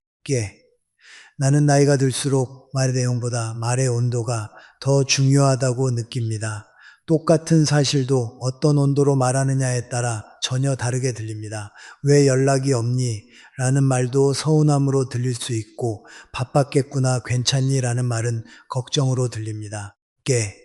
내가 틀렸다 하는 말은 관계를 세우지 못하지만 내가 보기에는 이 부분이 조금 걱정된다는 말은 상대를 닫게 만들지 않습니다. 결국 관계를 오래가게 하는 것은 정답이 아니라 배려입니다. 내가 들수록 옳은 말을 앞세우기보다 관계를 살리는 말을 먼저 배워야 합니다. 말은 칼이 될 수도 있고 담요가 될 수도 있습니다. 가까운 사람에게는 더더욱 그렇습니다. 젊을 때의 솔직함이 미덕이었다면 나이 든 뒤의 솔직함은 절제가 함께 있어야 미덕이 됩니다. 또 중요한 것은 반복하지 않는 것입니다. 사람은 누구나 실수할 수 있습니다. 한번 날카롭게 말할 수도 있고 감정이 앞설 수도 있습니다. 그러나 그것이 반복되면 그 말은 실수가 아니라 습관이 됩니다. 자꾸 같은 상처를 주는 말, 늘 비슷한 방식으로 상대를 몰아붙이는 말, 만날 때마다 분위기를 무겁게 만드는 말은 관계의 바닥을 서서히 마모시킵니다. 나는 이것이 참 무섭다고 생각합니다. 큰 싸움은 오히려 수습의 기회라도 만들지만 일상적인 상처는 조금씩 사람을 포기하게 만들기 때문입니다. 그래서 나이가 들수록 자기 말의 패턴을 돌아봐야 합니다. 이런 질문을 스스로에게 해야 합니다. 관계를 지키는 말은 거창하지 않습니다. 고맙다, 네가 있어서 다행이다. 내가 오늘 말이 조금 거칠었다. 네 입장도 이해한다. 네가 잘 지내면 그것으로 된다. 이런 말들이 관계를 살립니다. 특히 나이가 들수록 사과와 감사의 말은 더 귀해집니다. 오래 산 사람이 쉽게 사과할 줄 알고 쉽게 고맙다고 맞설 줄 알면 그 사람의 품격이 드러납니다. 자존심 때문에 나이가 많다는 이유로, 내 경험이 더 많다는 이유로 끝까지 굽히지 못하면 결국 남는 것은 고독뿐입니다. 나는 사람이 나이 들수록 더 부드러워져야 한다고 생각합니다. 약해지라는 뜻이 아니라 단단함이 거칠음으로 변하지 않게 하라는 뜻입니다. 그러므로 이제는 말하기 전에 한 번 더 생각해야 합니다. 지금 이 말이 관계를 살리는가, 아니면 내 감정을 풀기 위한 것인가, 상대를 이해시키는가, 아니면 죄책감에 묶어두는가, 내가 옳다는 것을 증명하는가, 아니면 서로를 더 편안하게 하는가. 이 질문을 품고 말하는 사람은 나이가 들수록 깊어집니다. 노년의 말은 짧아도 무겁고 조용해도 오래 남습니다. 그러니 가까운 사람일수록 함부로 말하지 말아야 합니다. 결국 마지막에 남는 것은 무엇을 얼마나 가졌는가 보다도 어떤 말로 사람들 곁에 머물렀는가일 수 있습니다. 따뜻한 말은 관계를 지키고 절제된 말은 품위를 남기며 이해의 말은 외로움을 줄입니다. 나이가 들수록 사람은 말로 자기 인생의 마지막 인상을 남깁니다. 그 마지막 인상이 상처서가 아니라 온기가 되도록 이제는 더 깊게 생각하고 더 따뜻하게 말해야 합니다. 이제는 분명히 말할 수 있습니다. 사람은 나이가 들수록 더 많이 붙잡아야 편안해지는 것이 아닙니다. 오히려 반대입니다. 덜 붙잡을수록, 덜 매달릴수록, 덜 흔들릴수록 비로소 삶이 조용해집니다. 젊은 날에는 무엇인가를 이루기 위해 바쁘게 살아도 됩니다. 책임도 많고 경쟁도 있고 아직 채워야 할 것들이 많기 때문입니다. 그러나 어느 시점이 지나면 사람은 방향을 바꾸어야 합니다. 더 많이 쥐는 삶에서 더 빠뜨게 놓는 삶으로 바꾸어야 합니다. 그것이 나이가 든 사람이 배워야 할 마지막 지혜라고 나는 생각합니다. 나는 오래 살며 수많은 사람을 보았습니다. 깨. 성공한 사람도 보았고 실패한 사람도 보았으며 가진 것이 많은 사람도 적은 사람도 보았습니다. 그런데 마지막에 남는 인상은 늘 비슷했습니다. 많이 가진 사람이 반드시 편안하지는 않았고 많은 사람에게 둘러싸인 사람이 반드시 외롭지 않은 것도 아니었습니다. 오히려 나이가 들수록 더 빛나는 사람들은 대체로 단순했습니다. 깨. 욕심이 주로 있었고 말이 가벼워지지 않았고 관계를 무리하게 끌고 가지 않았으며 자기 삶을 자기 손으로 단정히 정리하며 살고 있었습니다. 나는 그것이 참 귀하다고 느꼈습니다. 인생의 후반부는 화려함보다 정리가 더 중요하기 때문입니다. 사람은 늙어가면서 조금씩 깨닫습니다. 세상에는 끝내 내 뜻대로 되지 않는 일이 많고 사람의 마음은 내가 붙든다고 붙들리는 것이 아니며 지나간 세월은 후회한다고 돌아오지 않는다는 사실을 말이합니다. 그런데도 많은 사람은 끝까지 놓지 못합니다. 자식을 놓지 못하고 미련을 놓지 못하고 과거의 상처를 놓지 못하고 자기 기대를 놓지 못합니다. 그러니 늙어가면서 몸은 점점 가벼워져야 하는데 마음은 오히려 더 무거워집니다. 나는 그것이 참 안타깝습니다. 노년은 인생이 작아지는 시기가 아니라 인생이 맑아져야 하는 시기라고 생각하기 때문입니다. 복잡했던 것들이 단순해지고 치열했던 마음이 차분해지고 남과 비교하던 시선이 자기 안으로 돌아와야 합니다. 그래야 마지막까지 사람다운 평온을 지킬 수 있습니다. 남은 인생을 나를 위해 살아야 한다는 말은 많은 사람들이 오해합니다. 누군가는 그것을 이거적으로 살라는 뜻으로 받아들이고 또 누군가는 이제 와서 무엇을 더 하느냐며 체념합니다. 그러나 내가 말하는 것은 그런 뜻이 아닙니다. 나를 위해 산다는 것은 남을 버리겠다는 말이 아니라 더 이상 내 삶을 함부로 낭비하지 않겠다는 뜻입니다. 내가 싫은 관계를 억지로 계속 붙잡지 않겠다는 뜻이고 나를 지치게 하는 걱정에 하루를 다 놔주지 않겠다는 뜻이며 이미 끝난 일의 남을 계속 빼앗기지 않겠다는 뜻입니다. 이것은 셀피시한 태도가 아니라 자기 삶에 대한 책임감입니다. 평생 남을 위해 살아온 사람일수록 이제는 자기 자신에게도 책임을 져야 합니다. 나는 나이가 든 사람에게 꼭 필요한 덕목이 품위라고 생각합니다. 품위는 돈으로 생기지 않고 지위로도 생기지 않습니다. 품위는 자기 자신을 어떻게 대하는가에서 나옵니다. 몸이 늙었다고 해서 말을 함부로 하지 않는 것, 서운하다고 해서 관계를 거칠게 만들지 않는 것, 외롭다고 해서 아무에게나 매달리지 않는 것, 불안하다고 해서 자식의 삶을 붙잡지 않는 것, 이것이 품위입니다. 그리고 그 품위는 결국 자기 삶을 스스로 살아내겠다는 조용한 결심에서 나옵니다. 남이 알아주지 않아도 괜찮고 예전 같지 않아도 괜찮고 내가 중심을 잃지만 않으면 된다는 태도, 그것이 노년을 단단하게 만듭니다. 또 나는 노년이야말로 진짜 자유를 배울 수 있는 시기라고 생각합니다. 젊을 때의 자유는 대개 선택의 자유입니다. 직업을 선택하고 사람을 선택하고 길을 선택하는 자유입니다. 그러나 나이가 든 뒤에 자유는 조금 다릅니다. 반응하지 않을 자유, 미워하지 않을 자유, 끝까지 증명하려 애쓰지 않을 자유, 남의 기대에서 물러날 자유, 이미 지나간 일에 묶이지 않을 자유입니다. 이 자유는 젊은 시절보다 훨씬 어렵습니다. 왜냐하면 오랜 습관을 바꾸어야 하기 때문입니다. 평생 걱정하던 사람은 걱정을 놓는 일이 어렵고 평생 남을 먼저 챙기던 사람은 자기 자신을 먼저 돌보는 일이 어색합니다. 그러나 바로 그래서 더 가치가 있습니다. 늦게 배운 자유일수록 더 깊습니다. 나이가 들수록 행복을 멀리서 찾지 말아야 합니다. 많은 사람이 아직도 행복을 조건으로 생각합니다. 건강이 완벽해야 행복할 것 같고 자식이 완전히 잘 되어야 마음이 놓일 것 같고 돈이 충분히 쌓여야 평안할 것 같고 주변 사람들이 모두 내 뜻대로 해주어야 비로소 편안해질 것처럼 여깁니다. 그러나 그런 날은 끝내 오지 않을 수도 있습니다. 인생은 늘 조금 부족하고 조금 아쉽고 조금 어긋납니다. 그 속에서 현재의 조용한 기쁨을 발견하는 사람이 결국 잘 늙어갑니다. 오늘 햇빛이 따뜻한 것, 밥을 편히 먹을 수 있는 것, 몸이 크게 자는 것, 마음이 맞는 사람 하나 있는 것, 읽을 책이 있는 것, 걸을 길이 있는 것, 이런 것들이 노년의 행복입니다. 거창하지 않지만 깊은 것들입니다. 이것을 느끼는 사람은 남은 시간에 짧아도 삶이 가난하지 않습니다. 나는 자주 이런 생각을 합니다. 사람은 마지막까지 배우는 존재여야 한다고. 배우는 내용이 젊을 때와 같을 필요는 없습니다. 새로운 기술을 배우지 않아도 좋고 대단한 학문을 하지 않아도 괜찮습니다. 그러나 적어도 자기 자신에 대해서는 끝까지 배워야 합니다.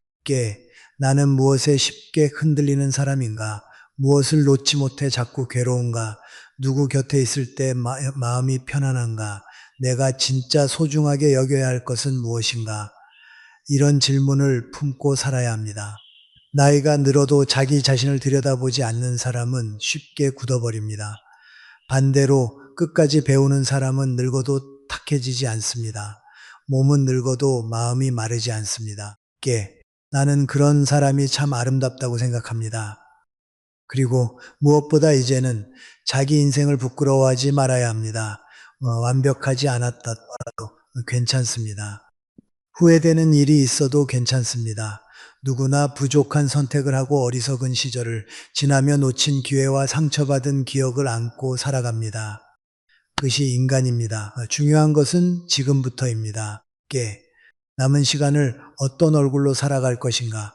어떤 말로 사람을 대할 것인가? 어떤 마음으로 그 하루를 맞이할 것인가? 그것이 더 중요합니다. 과거가 조금 모자랐다고 해서 지금까지의 삶 전체를 실패로 몰아서는 안 됩니다. 오히려 나이가 들수록 사람은 자기 인생을 더 조용히 끌어안아야 합니다. 잘한 것은 잘한 대로, 부족한 것은 부족한 대로 받아들이고 이제 남은 시간만큼은 조금 더 맑게 살아야 합니다. 나는 끝내 이렇게 말하고 싶습니다. 노년은 끝이 아닙니다. 다만 다른 방식의 시작입니다. 더 빨리 가는 시기가 아니라 더 깊이 보는 시기입니다. 더 많이 얻는 시기가 아니라 더 귀한 것을 남기는 시기입니다. 더 크게 말하는 시기가 아니라 더 진실하게 말하는 시기입니다. 더 많은 사람을 붙드는 시기가 아니라 정말 소중한 것을 정확히 아는 시기입니다. 그러니 이제는 남의 인생을 대신 살아주려 하지 말고 남은 시간을 두려움으로 채우지 말고 이미 지나간 일에 오래 머물지 말아야 합니다. 내가 살아있는 오늘을 내 삶으로 살아야 합니다. 그것이 가장 늦지 않은 길입니다. 결국 길었습니다. 그리고 동시에 짧았습니다.